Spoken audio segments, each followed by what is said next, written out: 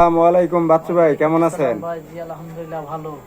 আপনি ভালো আছেন না? জি তে আলহামদুলিল্লাহ। আপনার দোকান তো মাশাআল্লাহ অনেক সুন্দর, অনেক ভালো, কাস্টমারে অনেক রিভিউ ভালো দেয়, কিন্তু আপনার দোকানের সামনে এরকম করুণ দশা কেন ভাই?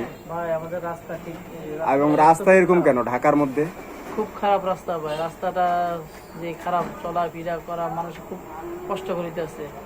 মনে হচ্ছে দেখার কোনো মানুষই নেই রাস্তাটা। এখানে যদি অনেক, কোনো ভালো মানুষ এসে রাস্তাটা ঠিকঠাক করে দিত আমাদের জন্য খুব উপকার হইতো।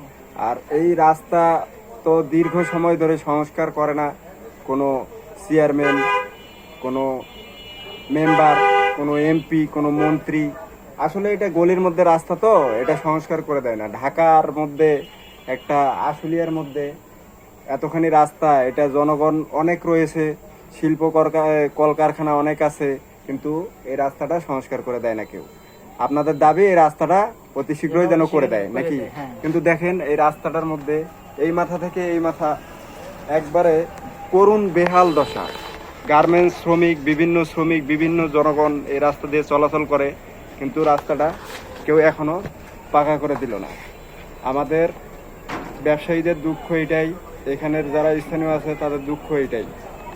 দেখেন এই যে রয়েছে মসজিদ, বড় মাদ্রাসা, খেজুর বাগান, তাও রাস্তাটা এখনো, এই যে দেখেন মেন রাস্তা পাকা, কিন্তু এই দিকের রাস্তাটা এখন পর্যন্ত কেউ পাকা করে দেয়নি।